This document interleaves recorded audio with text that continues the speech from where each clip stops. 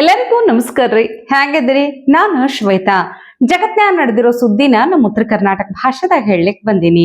ಮಸ್ತ್ ಚಾ ಕುಡ್ಕೋತ ಖಡಕ್ ಮಿರ್ಚಿ ಮಂಡಕ್ಕಿ ನೋಡ್ರಿ. ಮುಂಜಾನೆ ಟಿವಿ ನೋಡೋ ಮುಂದೆ ಬ್ರೇಕಿಂಗ್ ಸುದ್ದಿ ನೋಡಿ ಗಾಬರಿ ಆಗ್ಬಿಟ್ಟಿತ್ತು. ಯಾಕೆ ಗೊತ್ತಾ? ಪರಪ್ಪನ ಅಗ್ರಹಾರಕ್ಕೆ ಡಿ.ಕೆ. ಶಿವಕುಮಾರ್ ಅಂತ ಬರ್ಲಿಕ್ಕತ್ತಿತ್ತು. ಆಮೇಲೆ ಗೊತ್ತಾಯ್ತು ನೋಡ್ರಪ್ಪ, ಅಲ್ಲಿ ಯಾರನ್ನೋ ನೋಡ್ಲಿಕ್ಕೆ ಹೋಗಿದ್ರಂತ.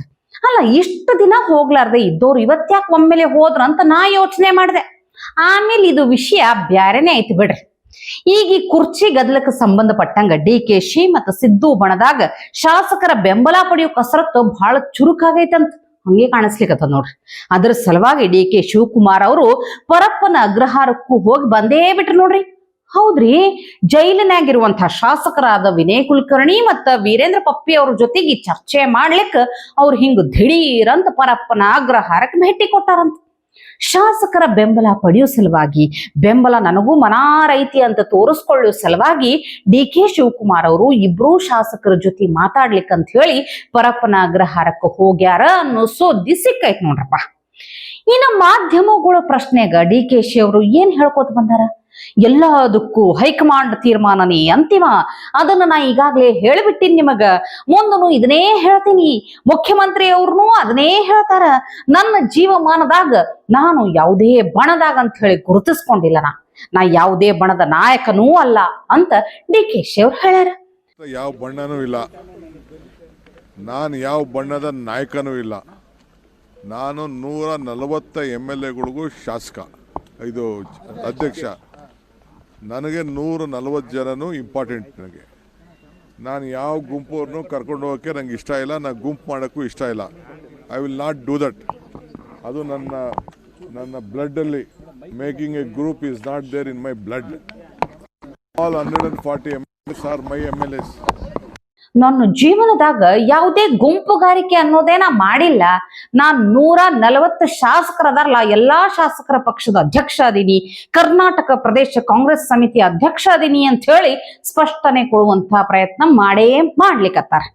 ನೋಡೋಣಲ್ರಿಪ್ಪ, ಇದು ಯಾವ ಹಂತಕ್ಕೆ ಬೇಕಾದ್ರೂ ಹೋಗಿ ನಿಂದಿರಬಹುದು, ಹೇಳಲಿಕ್ಕೆ ಆಗೋದಿಲ್ಲ ನೋಡ್ರಿ. ಮತ್ತ ಇನ್ನು ನಿನ್ನೆ ಬಹಳ ದುಃಖದ ಸಂಗತಿ ಒಂದು ನಡೆದೈತಿ ನೋಡ್ರಿ. ಈ ಸುದ್ದಿ ಕೇಳಿ ನನ್ನ ಮನಸ್ಸಿಗಂತೂ ಬಹಳ ಹಳಾಯ್ತು, ಬಹಳ ನೋವಾಯ್ತು. ದುಬೈದಾಗ ಏರ್ ಶೋ ನಡಿಲಿಕ್ಕತ್ತಿರೋದು ನಿಮಗೆಲ್ಲ ಗೊತ್ತೇ ಇರ್ತೈತಿ. ಈ ಏರ್ ಶೋದಾಗ ನಮ್ಮ ಭಾರತದ ಫೈಟರ್ ಜೆಟ್ಗಳು ಏರ್ ಶೋ ಮಾಡ್ಲಿಕ್ಕತ್ತಾವ. 5 ದಿನ ನಡೆಯುವಂತ ಈ ಏರ್ ಶೋದಾಗ ಭಾರತದ ಸಾಮರ್ಥ್ಯ ಏನು ಅಂತ ವಿಶ್ವದ ಮುಂದೆ ಪ್ರದರ್ಶನ ಮಾಡ್ಲಿಕ್ಕತ್ತಾವ. ಹಿಂಗಿರ್ಬೇಕಾದ್ರ ನಿನ್ನೆ ಒಂದು ಕೆಟ್ಟ ಘಟನೆ ನಡೆದು ಬಿಟ್ಟೈತಿ ನೋಡ್ರಪ್ಪ.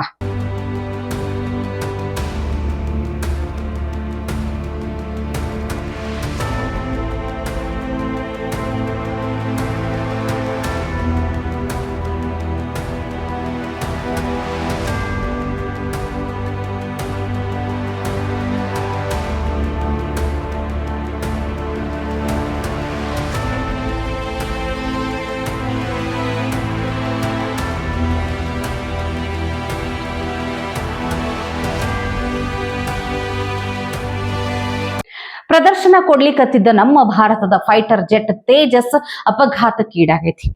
ಇದ್ರಾಗಿದ್ದ ಪೈಲಟ್ ಸಹಿತ ತಮ್ಮ ಜೀವ ಕಳ್ಕೊಂಡಾರ. ಈಗ ಇಡೀ ದೇಶನೇ ಅವರ ಸಾವಿಗೆ ಕಣ್ಣೀರ್ ಹಾಕ್ಲಿಕ್ಕತ್ತದ. ವಿಚಾರ ಹಿಂಗಿರ್ಬೇಕಾದ್ರ ಅವ ಯಾವನೋ ಒಬ್ಬ ಅವಿವೇಕಿ ಪಾಕಿಸ್ತಾನದ ಪತ್ರಕರ್ತ ನೋಡ್ರಿ, ವಿಡಿಯೋ ಮಾಡ್ತಾನ, ಅದ್ರಾಗ ನಕ್ಕೊಂತ ಬೇರೆ ಮಾತಾಡ್ತಾನ ನೋಡ್ರಿ ಒಂದ್ಸಲ.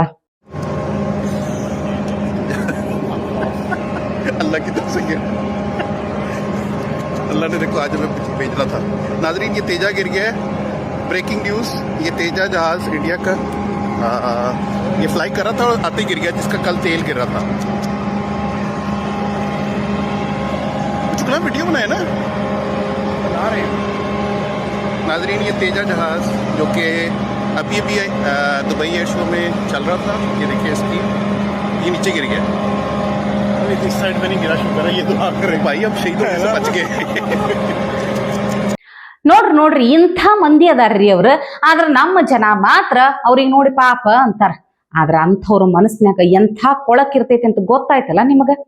ಭಾರತದ ಬಗ್ಗೆ ಹಿಂಗ ಕೊಳಕ ಮಾತಾಡುವಂತ ಪಾಕಿಸ್ತಾನದ ಮಂದಿಗೆ ನಮ್ಮ ಮಹಿಳಾ MP ಒಬ್ರು ಈಗ ಚಲೋ ತಿರುಗೇಟ್ ಕೊಟ್ಟಾರ ನೋಡ್ರಿ.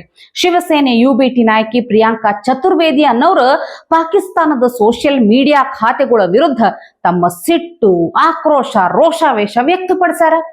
ವಿಶ್ವ ಬ್ಯಾಂಕ್ ಮತ್ತ IMF ಸಹಾಯ ತಗೊಂಡು ಬದುಕ್ಲಿಕತ್ತಿರುವಂತಹ ದೇಶದಾಗ ನೀವು ವಾಸ ಮಾಡ್ಲಿಕತ್ತೀರ ಅಂತ ಹೇಳಿ ಈ ಟ್ರೋಲರ್ಗಳಿಗೆ ನೆನಪು ಮಾಡ್ಸಾರ. ಅಷ್ಟೇ ಅಲ್ರಿ, ಮತ್ತ ಈ ಪಾಕಿಸ್ತಾನದ ಟ್ರೋಲರ್ಗಳಿಗೆ ಸರಿಯಾಗೇ ಬೆಂಡೆತ್ತಾರ ನೋಡ್ರಪ್ಪ ಪ್ರಿಯಾಂಕಾ ಅವರು.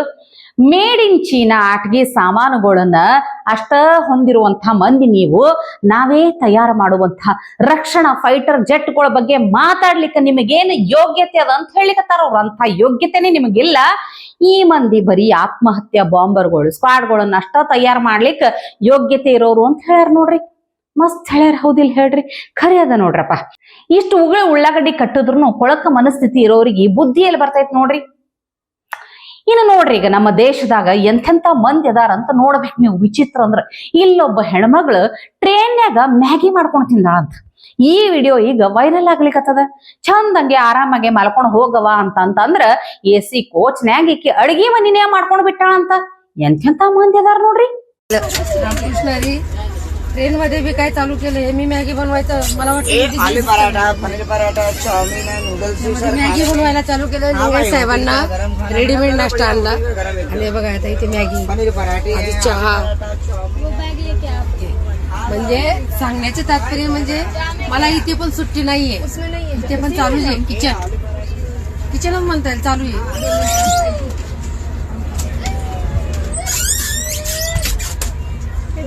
मध्ये ते दीदीने बॅग घ्यायला आली म्हणून जरा आडवं आलं. किचन चालू आहे. आता मॅगी होते. पाण्याच्या बाटल्या आणल्या आहेत 30 रुपयाला 2. त्याच्यातून आता मॅगी, त्यांना रेडीमेड नाश्ता. आधी किती जणांचा चहा झाला? 10-12 जणांचा असतो. 15 जणांचा चहा. याच्यावरच बोंबलला.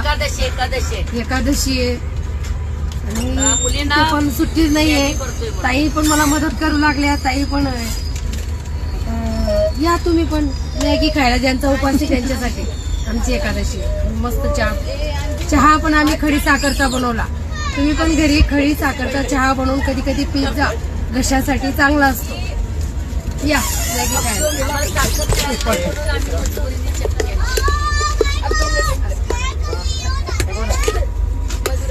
ಈ ವಿಡಿಯೋ ನೋಡಿದ್ಮೇಲೆ ಇದಕ್ಕೆ ರೈಲ್ವೆ ಇಲಾಖೆ ಈಗ ವಾರ್ನಿಂಗ್ ಕೊಟ್ಟೈತಿ.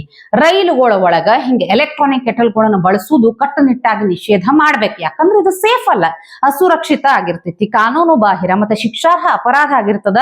ಅಂತ ಯಾವುದೇ ಚಟುವಟಿಕೆ ನಿಮ್ಮ ಲಕ್ಷ್ಯಕ್ಕೆ ಬಂತು ಅಂತಂದ್ರ ಸುರಕ್ಷತೆಯನ್ನ ಖಚಿತಪಡಿಸ್ಕೊಳ್ಳಿಕ್ಕೆ ಸಂಬಂಧಪಟ್ಟ ಅಧಿಕಾರಿಗಳಿಗೆ ಪಟ್ಟಂತ ವರದಿ ಮಾಡ್ಬೇಕು ಅಂತ ವಿನಂತಿ ಮಾಡ್ಯಾರ ನೋಡ್ರಿ. ಅಂತ ರೈಲ್ವೆ ಇಲಾಖೆ ಆದೇಶ ಮಾಡೈತಿ. ಸುಮ್ಮನೆ ಟ್ರೇನ್ ಬುಕ್ ಮಾಡ್ಯದವ, ಹೋದ್ವ್ಯಾ ಬಂದ್ವ್ಯಾ ಮಕ್ಕೊಂಡ್ವ್ಯಾ, ಹೇಳದ್ರಾಗ ನಿಮ್ ಊರ್ ಬರ್ತೈತಿ, ಇಳದು ಬಿಡ್ಬೇಕು. ಅದನ್ನ ಬಿಟ್ಟು ಇಂಥವೆಲ್ಲ ಮಾಡಿದ್ರೆ ಹಿಂಗ ಆಗೋದು ನೋಡ್ರಿ. ಇನ್ನು ಕರ್ನಾಟಕದಿಂದ ಅಧ್ಯಯನ ಮಾಡ್ಲಿಕ್ಕಂತ ಹೇಳಿ ಒಬ್ರು ಬಿಹಾರಕ್ಕೆ ಹೋಗಿದ್ರು. ಅವರು ಮೋದಿಜಿ ಅವರನ್ನ ಅಣಗಸಿ ಅಪಹಾಸ್ಯ ಮಾಡಿದ್ರು. ನೀವು ನೋಡಿರ್ಬೇಕು. ಈಗ ನೋಡ್ರಿ, ಅದೇ ಈಗ ಟ್ರೆಂಡ್ ಮಾರ್ಕ್ ಆಗ್ಬಿಟ್ಟೈತಿ. ಒಂದ್ಸಲ ವಿಡಿಯೋ ನೋಡ್ಬಿಡ್ರಿ.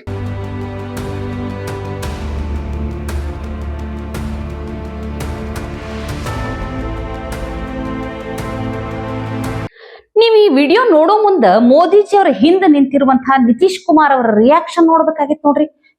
ಮಸ್ತ್ ಇತ್ತು ಬಿಡ್ರಿ. ನೋಡಿಲ್ಲ ಅಂದ್ರ, ಲಕ್ಷ ಕೊಟ್ಟಿಲ್ಲ ಅಂತಂದ್ರ ಇನ್ನೊಂದ್ಸಲ ನೋಡ್ರಿ. ತಮ್ಮ ವಿಡಿಯೋನ ಇನ್ನೊಂದ್ ಸ್ವಲ್ಪ ಹಾಕ್ರಪ್ಪ, ಇನ್ನೊಂದ್ಸಲ ಝೂಮ್ ಹಾಕಿ ತೋರಿಸ್ರಿ.